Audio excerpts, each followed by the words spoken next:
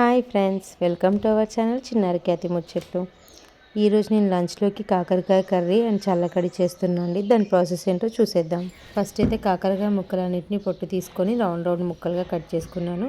తర్వాత స్టవ్ మీద ఒక ప్యాన్ పెట్టి అందులో వాటర్, కొంచెం పసుపు అండ్ చింతపండు వేసి మనం కట్ చేసి పెట్టుకున్న కాకరకాయ ముక్కలన్నింటినీ వేసి ఉడకబెట్టుకోవాలి. తర్వాత మనం ప్యాన్ పెట్టుకొని కొంచెం ఆయిల్ వేసుకొని మనం ఉడకబెట్టుకున్న కాకరకాయ ముక్కలన్నింటినీ వేసి మంచి బ్రౌన్ షేడ్ వచ్చే వరకు కూడా వేయించుకోవాలి. సో ఇక్కడ బ్రౌన్ షేడ్ వచ్చే వరకు కూడా వేయించుకోవడం వల్ల మనకు కాకరకాయలు ఉన్న చేదన్నది తగ్గిపోతుంది. తర్వాత ముక్కలన్నింటినీ కూడా కొద్దిగా ఉడకనిచ్చుకొని దాన్ని వేరే ప్యాన్లోకి ట్రాన్స్ఫర్ చేసుకోవాలి. తర్వాత ఒక ప్యాన్ పెట్టుకొని ఆయిల్ వేసి అందులో ఆవాలు, జీలకర్ర, మినపప్పు అండ్ 2 పచ్చిమిర్చి, మనం కట్ చేసి పెట్టుకున్న ఆనియన్స్ అండ్ గార్లిక్ పేస్ట్ అన్నీ వేసి కూడా మంచిగా బ్రౌన్ షేడ్ వచ్చే వరకు కూడా వేయించుకోవాలి. తర్వాత ఇందాక మనం పక్కన పెట్టుకున్న కాకరకాయ ముక్కల్ని కూడా వేసి బాగా కలపనివ్వాలి. కాకరకాయ ముక్కలన్నీ కూడా మంచిగా ఉడికి మెత్తగా అయ్యే వరకు ఉంచుకొని తర్వాత మనం దానిలో తగినంత కారము, ఉప్పు వేయాలి. అండ్ ముందే కొంచెం చింతపండు నానబెట్టి పెట్టుకున్నాం కదా, ఆ చింతపండు రసాన్ని ఆ చింతపండుతో సహా వేయాలి. వేసి బాగా కలిపేసి మూత పెట్టాలి.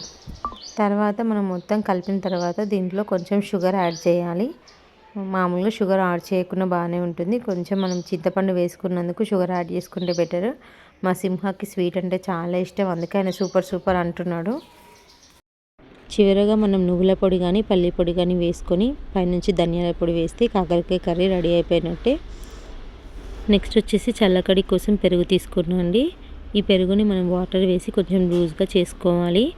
అండ్ ఒక చిన్న బౌల్లోకి ఒక 2 టేబుల్ స్పూన్స్ శనగపిండి తీసుకొని ఆ శనగపిండిలో కూడా వాటర్ వేసి ఉండలు లేనట్టుగా కడిగి పెట్టుకోవాలి.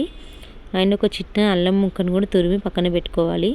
తర్వాత ఒక బౌల్ పెట్టుకొని అందులో ఆయిల్, రెగ్యులర్గా వేసే పోపు దినుసులు అండ్ పసుపు, పచ్చిమిర్చి అండ్ వెల్లుల్లిపాయ అండ్ ఉల్లిగడ్డ ముక్కలు మంచి బ్రౌన్ షేడ్ వేగిన తర్వాత ఇందులోకి బెండకాయ ముక్కలు అండ్ టమాటా ముక్కలు రెండింటినీ కూడా వేసి బాగా వేయించుకోవాలి. ఆలోపు మనం ముందుగా తీసి పెట్టుకున్న మజ్జిగలోకి కొంచెం అల్లం పేస్ట్ అండ్ ఉప్పు, మనం ముందే కలిపి పెట్టుకున్న శనగపిండి లిక్విడ్ని వేసి మిక్స్ చేసి బెండకాయ ముక్కలు, టమాటా ముక్కలు వేగిన తర్వాత కొద్దిగా వాటర్ పోసి మూత పెట్టుకోవాలి.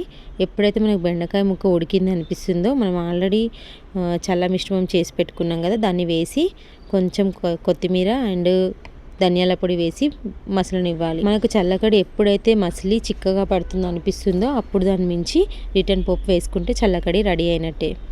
చల్లకడిని కొంతమంది మజ్జిగ చారని కూడా అంటారండి. మనం ఎప్పుడైనా మిగిలిపోయిన మజ్జిగతోనే చేసుకోవచ్చు. Okay friends, bye.